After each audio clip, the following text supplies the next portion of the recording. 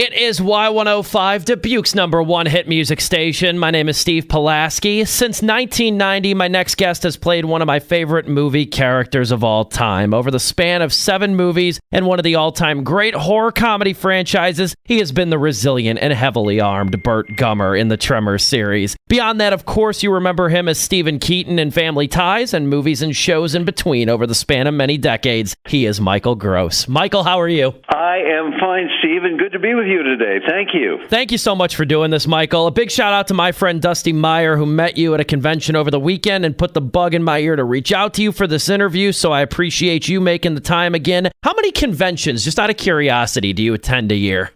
To be honest with you, Steve, that was one of only the second. I've attended this year, and I haven't attended conventions for about 6 or 8 years before that. Just haven't done it. I'm not sure why, but I just haven't done it. So this was unusual, and it was a no-brainer for me because it was in Chicagoland, and that's my hometown. Where do you spend most of your days, Michael? Most of my days are in Southern California now, but I was born and raised in Chicago. Went to high school, grammar school, high school, and college right in Chicago. I love it. You're a native Chicagoan. I grew up in DuPage County, so not too far away. Have you ever met the one and only Svengoolie? I have not, but I understand how popular Svengoolie is. Absolutely, I have not. I should remember, because I'm calling you. One of the reasons we got together is I mentioned I spent part of every summer of my life as a child in Iowa. And so although I was Chicago during the school year, frequently in summers, I was a couple hundred miles south of you in Fort Madison, Iowa, on the river, and where my grandfather and grandmother worked. And I should give you my Iowa bona fides. My father grew up in Fort Madison, was actually born in Burlington, grew up in Fort Madison, and came to Chicago just before the war, and married my mother, a Chicago girl. But I spent part of every summer with the grandparents in Fort Madison, and so I have. And I should say, I mentioned I married a Hawkeye, and my father went to U of I, Iowa City, and I married a girl who was born and raised in California, but decided to go to Iowa for school. So we've been watching Caitlin Clark quite a lot lately. Let's put it that way. I was going to say, Midwesterners are some of my favorite people, so there's no reason to deny why I gravitated towards you and your performances at such a young age, Michael.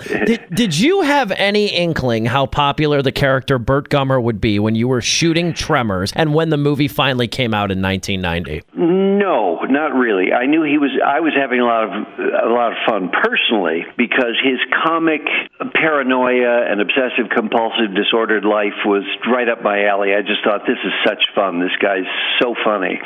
And serious funny, because one of the funniest things about him is he has no sense of humor. But no, you think it's a one-off, like most things. I never thought that the pilot for Family Ties would be picked up. And then 7 years later, there I was in a hit series. But no, and it didn't last very long, quite frankly, when it came out theatrically, Tremors, I should say, in 1990. It was January of 1990. Not a lot of people saw it, and it was only years later, when people had been buying it in the aftermarket video market, and word got around that they decided to make a second one because it had been so popular in what at that time was the VHS market. How was the movie pitched to you and your agent at the time, Michael? That's a good one. I remember reading the script and just saying, oh, horror movies, monsters. I've never done one of these. And the attraction for me, it wasn't really pitched to me. It was basically said, because it was so different than what I'd done for 7 years on Family Ties, the character, they said, you're going to have to audition for this. They want to see you do this before it's not going to be a direct offer. I looked at it and said, wow, this is so different. This would be a great breakout thing, just to do something so very different from the warm, cuddly man I'd been playing for 7 years on Family Ties, that I just longed for variety, let's put it that way, not just for audiences, but for my own interest. And so I loved the character, went in, and obviously I guess I did a good audition. To this day, the director of that first piece, Ron Underwood, claims, and I have no memory of this, that I, at one point, jumped up on his desk pretending to shoot graboids in the ground on the floor under his desk. I don't remember that. I said, "Oh, I didn't jump on your desk." He said, "You did." I said, "I have absolutely no memory of that. I would have been too, well, I don't know, respectful to jump on somebody's desk." He said, "Oh, no, you sold me." You went, that's our Burt Gummer. How did they approach you for Tremors 2? And were you on board from the beginning? Was there any fear of doing a sequel? Were you just happy that it kind of caught fire on the home video market? Like, how was Tremors 2 put on your radar then? That's a good one. Basically, the producers called me, and again, this seemed like 2, 3, 4, 5 years after the original. They said, "We're doing another one," and I went, "Great, I'm in it." I found the Burt character so much fun that it was hard.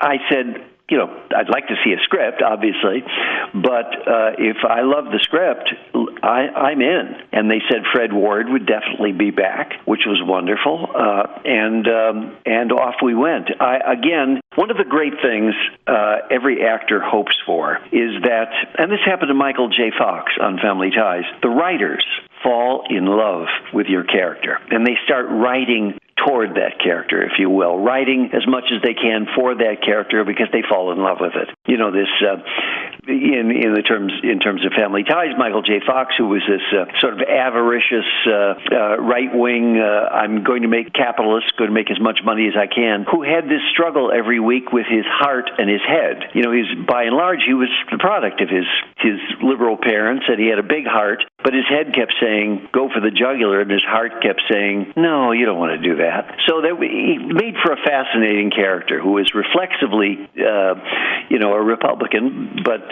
very much a liberal in his heart. He had a soft spot in his heart. The writers on Tremors fell in love with Burt, and some of the best lines Burt's ever had were in that second piece. Now, Kevin Bacon decided not to be in the second one, and so it was mostly Fred Ward and myself.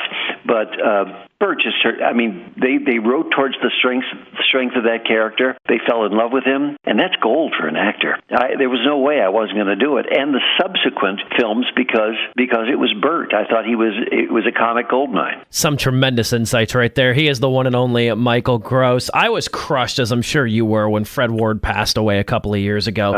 Did you two keep in touch at all? When was the last time you remember seeing Fred?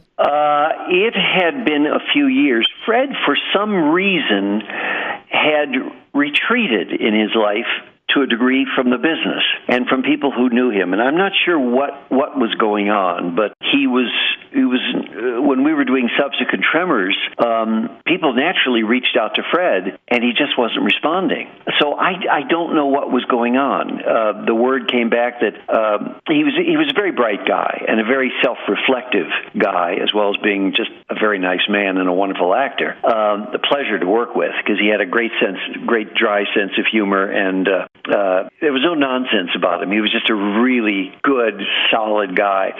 Fred said he didn't want to act anymore. He wanted to write. And I don't know whether it was poetry or short stories or what, but that was the story, that Fred wasn't interested in doing more. And so I don't know quite what was happening. He sort of became reclusive, and I lost touch. But I would have worked with him again in a moment because actually, aside from Tremors 1 and Tremors 2, we had worked together in something else, something that came out in the, I want to say, late 80s called Big Business with Bette Midler and Lily Tomlin, and Fred was in that film as well. When was the last time you talked to Reba? Oh, a long time ago. It's been a couple of years.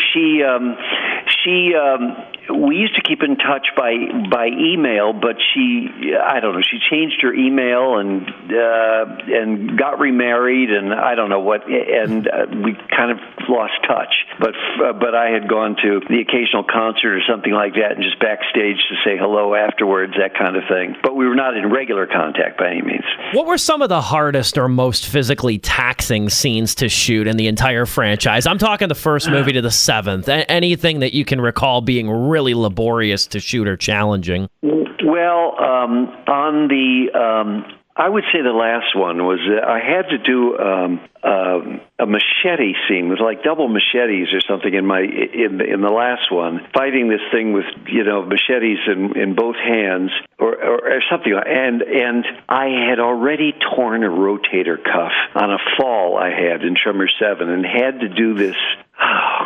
Swing my arms about and all this sort of thing on my shoulders, having a great deal of pain, and just had to grit my teeth and pop a acetaminophen, by the pound, and go through some of the final shots of the film when I had already torn a rotator cuff. So not just at my age, you can hurt yourself at any age, but I've chipped teeth and tore a meniscus in my knee and broke a rib, and not all on the same Tremors, but just little accidents, falls and this and that, fall slightly off kilter or something like that, and so there's always some little thing that happens, and that's just the nature of the business. When you list all the injuries and such, I was thinking you fit right in with the cast of Jackass. Yeah, exactly. That would be me, Jackass. Yes. He is Michael Gross. When I became a Tremors fan as a child, very young, there were 4 movies. I used to watch them all the time, usually on my days off of school, for what that's worth. I wore out my first attack pack, the 4-pack of movies, watching them all. Wow, you really were there, front and center, huh, Steve? Tell me about it. Why was there an 11-year gap between the 4th and 5th? Because, I'd forgotten it was that long. I knew it was about 10 years. The Universal kept losing interest in it. They just went, we don't really care. Each subsequent, they kind of took it for granted. I think Universal missed the boat. They could have done a huge merchandise thing, Graboids and Burt Gummer action figures. I thought the same thing, full disclosure. I thought it was stupid, frankly. Anyway, it was consigned to the home video market. They were never going to make another feature. As I said, Kevin didn't want to do another one, and for many, he had many personal reasons he didn't want to do another one, personal and professional reasons. And anyway, Universal just kept saying ho hum, and every subsequent film up to 1 through 4 had a slightly lower budget. They asked to do more with less and all that sort of thing. And I thought it was very cleverly handled by the creative people, because they were being squeezed by Universal. And I think they just, after 4, they went, that's enough. There was one person, a wonderful producer named Patty Jackson at Universal. She no longer works there now, at the home entertainment department, who kept fighting for us. And there was a change in her bosses or something like that. And she went to this one and said, this is something that I think could make us a lot of money. It's got a fan base out there. It's got a built-in fan base. Why have you guys neglected it for over a decade? And she talked this person into doing the 5th. And because of the success of the 5th, we did a 6th and a 7th. So she talked him back into it. That's all I can say. She was in our corner, and she produced the 5th one at Universal, and she talked her bosses into it. There's all these levels of bureaucrats and bean counters and any of these sorts of things, and so that's what took so long. They lost interest, and it took somebody else to talk them back into it. Why the Cubs hat in Tremors: A Cold Day in Hell, and not your trademark Atlanta Hawks hat? Yeah, that's a good one. Well, look, I grew up in Chicago on the North Side, and when the Cubs won the pennant for the first time in over 100 years, I turned to Universal and I said, "Look, I've been wearing this Atlanta Hawks hat what have they done for us?" And I said, "I'm a Cubby fan." I said, "I've got to change. I want a Cubs hat." And they went, "Well, there was no explanation for the Atlanta Hawks hat. Why not the Cubs?" So, of course, there was reference made to it. I think it was Jamie Kennedy who said, "Have you changed teams?" And Burt says, "No, just hats." And so I had to wear a Cubs hat. It was a nod to my hometown team for winning that pennant. What was the unaired Tremors pilot, or the canceled pilot, with you and Kevin Bacon supposed to be? I know I'm not the only Tremors fan that was really excited when news started to surface of that a few years ago, but then it really stalled. What was that really supposed to be, Michael? I'm going to be honest with you, Steve. I have no idea because Kevin never included me in that. I was never a part of it. Kevin wanted to do his own thing, and all I can and ask none of the original cast to come back, including myself. And what can I say? It didn't work out. He was working through Sci-Fi somehow. Universal's NBC is so damn huge. One hand doesn't know what the other hand is doing. So he went to one part of Universal and said, "I'd like to do this pilot." Meanwhile, the people. We other folks have been churning them out for all these years went, wait a minute, one part of Universal sold the rights to Kevin Bacon to do this thing on his own? What's going on? And so it never worked. And it was through the Sci-Fi Channel, and they looked at the pilot and said, nope, we aren't interested. So it died. Now, having said that, I spoke to Kevin a couple of years ago, and he felt, he was naturally, I think, a bit stung that he invested that all that time, and it didn't happen. And he helped produce that. And I said, would you do another one? And he said, I would love to do another one if it was the original team we had on the first four. And he said, I just don't have anything to do with creating it anymore because I've basically been burned a couple times. I'm not interested in that. I would love to do it if it's presented to me and somebody else does the heavy lifting. And I said, great. Look, I can't guarantee there'll be a Tremors 8. It would be lovely if we could have one more crack at it with some of the original cast, like Reba, myself, Kevin. It would be lovely. It's in kind of a legal limbo because nobody is quite sure who owns the rights to it right now. Universal or the original Stampede Productions, who had a lot to do with the first four. So that is to be decided. I will tell you that when I met George R. Martin in Santa Fe, New Mexico, he lives there part-time. He said, whoa, Tremors, Burt Gummer, I love that sort of thing. And that was quite a compliment coming from George, the Game of Thrones man. And so last year, he hosted the first Tremors Film Festival in Santa Fe, New Mexico, and we are repeating it this October in Santa Fe, New Mexico, 3 days from October 25th to the 27th in Santa Fe with George and I, George Martin and myself hosting.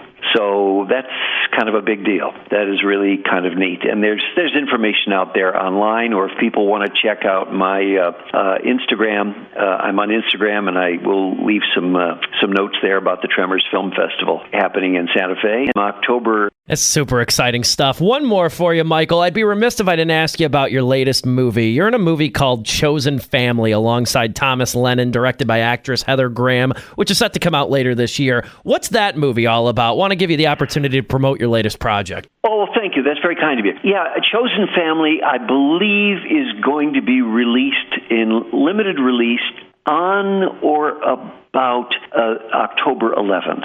And Heather Graham wrote it, directed it, stars in it. I play her father. And she has a kind of dysfunctional family, parents who are very much self-involved and not great. And it is about, as a lot of this become a kind of meme, a chosen family, the people you choose to surround yourself with that kind of save her life and save her mentally from a dysfunctional family. And so it's about Heather surviving this, mom and dad and what is not working for her. So she has to choose the family with whom she wants to spend time. And Heather's a delightful lady, a real sweetheart and this has been Chosen Family's been at a couple film festivals, and so as I say, limited release October 11th. And I should also mention I just did a holiday film for Netflix, not Lifetime, not Hallmark, but Netflix, something called The Merry Gentleman, which will be out, I assume, November, December, as part of the holiday fair, and that should be a lot of fun.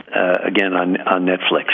So, and that's called The Merry Gentleman. Very appropriate for as in God rest ye, merry gentlemen. Those are a couple things that are coming up, and so that's nice. A few things to round out the year. He is the inimitable Michael Gross of the Tremors series, Family Ties, and so much more. Michael, I just want to say this has been a multi-year dream to talk to you on the phone, at least interview you in some capacity. Again, you were foundational in not only my love for Tremors, but also horror movies and horror comedies in general. So it's really been a privilege to chat with you today. You answered every one of my questions beautifully. You're a stand-up individual, and I just wish you nothing but continued success, man. You deserve it. I appreciate that. I'm just going to close with the fact that long before I was on television, I was in Fort Madison and enjoyed Iowa's river cities, and I think of myself as very much a product of that life, and part Chicago, part small town Iowa. So I had an uncle who said, never forget who you are and where you come from, and I don't forget that and never will.